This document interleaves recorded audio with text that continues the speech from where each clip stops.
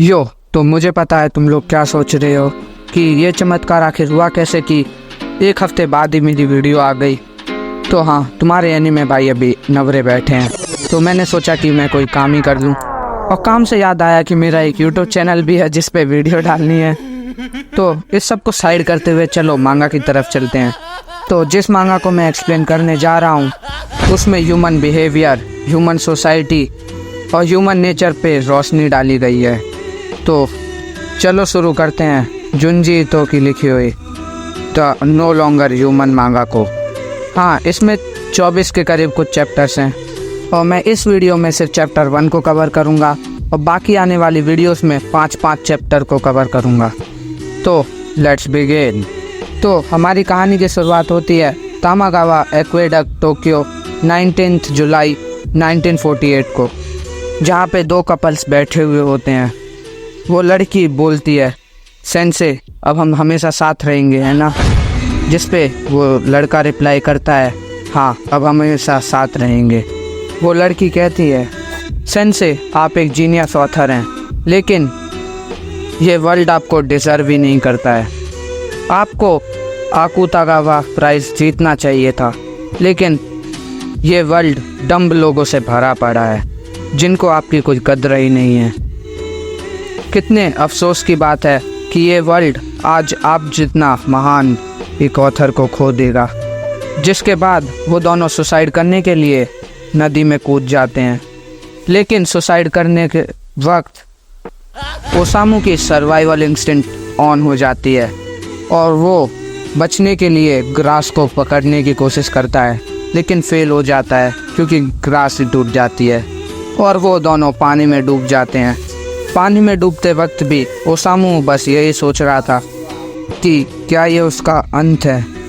तो अब मैं तुम्हें इस मांगा से रिलेटेड कुछ और बात बताना चाहता हूँ। तो ये जो मांगा है ये रियल लाइफ इंसिडेंट पे बेस्ड है। जापान के एक बहुत फेमस ऑथर थे, तुम कह सकते हो ये उनकी बायोग्राफी है। उन्होंने सुसाइड करने से पहले एक आखिरी नोवेल लिखी थी, नो लॉन्गर ह्यूमन, और जुंजी ईतो ने जो अभी हम मांगा पढ़ रहे हैं वो उसी में से ली है। ये कुछ ऐसा हो गया जैसे मैं तुम्हें कोई कहानी सुनाऊं जो कि मुझे किसी और ने कही थी, जो कि मैंने जिससे कही वो उसे किसी और ने कही थी। ये कुछ उसी टाइप का हो गया। तो चलो बहुत हो गया इंट्रो, अब सीधा कहानी पे चलते हैं। कहानी की शुरुआत होती है ओसामू के नरेशन से, जो कि कह रहे होते हैं कि मैं बचपन से ही एक अलग तरीके का इंसान था। मैं लोगों के इमोशंस को फील नहीं कर पाता था कि लोगों को क्या बोलने पर वो कैसा रिएक्ट करेंगे। इस वजह से लोग हमेशा मुझे अलग ही समझते थे और मैंने एक शर्मनाक ज़िंदगी जी है। फिर सीन चेंज होता है एक घर में जहाँ पे सब लोग खाना खा रहे होते हैं। ओसामू कहते हैं कि सबकी नज़रों में आने के लिए मैंने सोचा कि अगर मैं सबको हंसाऊं तो मैं सबकी नज़रों में आ जाऊंगा। ओसामू वहाँ पे बहुत अजीब तरीके से खाना खा रहा होता है ताकि सब लोग उसे नोटिस करें और हंसें, लेकिन उसे उसके पापा की डांट पड़ जाती है। अगर तुम मुझसे पूछो कि मेरा सब दिन में सबसे मुश्किल जगह कौन सी थी, तो बिना डाउट के मैं कहूँगा कि खाना खाने के समय। उस वक्त हर कोई बिल्कुल मरे हुए जैसों की तरह कोई इमोशन ना दिखाते हुए बस खाना खा रहा होता था। जब मैं खाना खा रहा होता था तो मैं अपने आसपास स्पिरिट्स तो इमेजिन करने लगता था, जिसके बाद उसके पापा उसे फिर डांट देते हैं। फिर सीन चेंज होता है जहाँ पे उसके पापा बैठे होते हैं और उसके आजू बाजू उनके बहुत सारे ही बच्चे, बहुत सारे बच्चे बैठे होते हैं। उसके पापा उससे पूछते हैं कि तुम लोगों को क्या चाहिए, मैं अभी कुछ काम से बाहर जा रहा हूँ। सब अपनी अपनी चीज़ें विश बताते हैं, जिसके बाद उसके पापा उससे पूछते हैं, योजो टेम्पल के बाहर एक लायन मास्क की दुकान है, क्या तुम्हें वो नहीं चाहिए?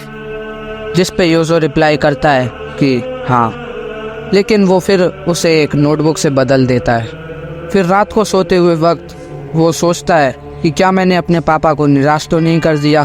जिसके बाद वो नोटबुक पे जो लिखा होता है उसे बदल कर लायन मास्क लिख देता है। जिसके बाद जब उसके पापा वापस आते हैं तो वो बहुत हंस हंस के बताते हैं कि योजो ने मेरे लिखे हुए को चेंज कर दिया अगर उसे ये चाहिए ही था तो वो मुझसे मांग लेता। जब मैं वहाँ पे ये सब पढ़ रहा था तब मैं बहुत ज़ोर ज़ोर से हंसा। जिसके बाद यूज़ो बताता है कि वो पढ़ाई में बहुत अच्छा था लेकिन उसे पढ़ने का मन ही नहीं करता था। यूज़ो वो पूरे स्कूल में सबसे पॉपुलर बंदा था क्योंकि वो पढ़ाई में अच्छा था, उस पर स्टोरी राइटिंग बहुत अच्छे से आती थी। लेकिन सबसे बेकार चीज़ उसके अंदर ये थी कि वो ह्यूमन इमोशंस को नहीं समझ पाता था। जिसके बाद उसके पापा का सीन दिखाया जाता है जो कि एक स्पीच देते हैं। लोग उनके पीठ पीछे तो उनकी बहुत बुराई करते हैं लेकिन जब वो उनके सामने जाते हैं तो बोलते हैं कि स्पीच बहुत अच्छी थी। यूज़ो यही सब सोच रहा होता है तभी वो एक लड़के से मिलता है, एक आदमी से मिलता है जो कि उससे पूछता है कि यंग मास्टर, क्या आप अकेला फील नहीं कर रहे? क्या आपको कुछ खेलना नहीं है जैसे कि टैग? और वो उससे बोलता है कि भागिए, और वो उसके पीछे भागता है उसे पकड़ने के लिए। वो यूज़ो को पकड़ लेता है और उसे बोलता है कि हमें ये सब प्रॉमिस रखना है कि तुम ये किसी सबसे सीक्रेट रखोगे। अब मैं कुछ ऐसा करने वाला हूँ जो कल से भी ज़्यादा बेटर फील करेगा। You guys know what he is going to do. Pro is Orochimaru. जिसके बाद यूज़ो इसी सब के बारे में सोच रहा होता है तभी वहाँ से एक वुमन पास कर रही होती है। वो यूज़ो से पूछती है कि यंग मास्टर, आप इतने उदास क्यों बैठे हैं? आपके अगर कुछ माइंड में हो तो आप मुझे बता सकते हैं। यूज़ो कहता है कि नहीं, मेरे माइंड में कुछ भी नहीं है। तभी वो उसे घर लेके जाती है और उसके साथ अपने सेक्सुअल डिज़ायर्स को पूरा करती है। अब तो तुम लोग जान ही गए होगे कि क्यों यूज़ो शुरुआत में बोलता है कि उसने एक शर्मनाक ज़िंदगी जी है, क्योंकि जब वो बच्चा था तब उसे पता नहीं था कि ये उसके साथ हो क्या रहा है। लेकिन अब जब वो अपने पास्ट के बारे में सोचता होगा तो वो भी याद करके शौक हो जाता होगा कि उसने क्या क्या झेला है अपने पास्ट में। जिसके बाद सीन चेंज होता है और हमें थोड़ा ओल्डर यूज़ो दिखाया जाता है जो कि अब कॉलेज में आ गया है और वो कॉलेज अपने दूसरे गांव से कर रहा है जहाँ पे वो अपने रिलेटिव्स के घर पे रहता है।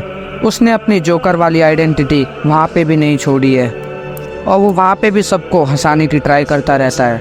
लेकिन वहाँ पे एक बंदा है ताकेची नाम का, जो I am not racist but सच में स्कैरी लग रहा था, जिसे लोग बहुत ज़्यादा बुली करते हैं।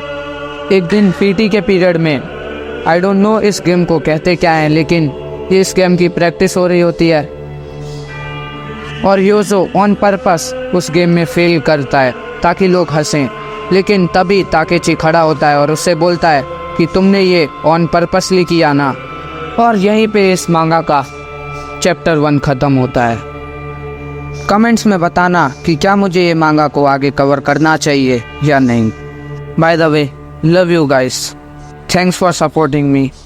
अगर मेरे ऐसे ही हॉलीडेज रहे तो 2-3 दिन बाद ही मैं नई वीडियो डाल दूँगा। तो तब तक के लिए बाय बाय।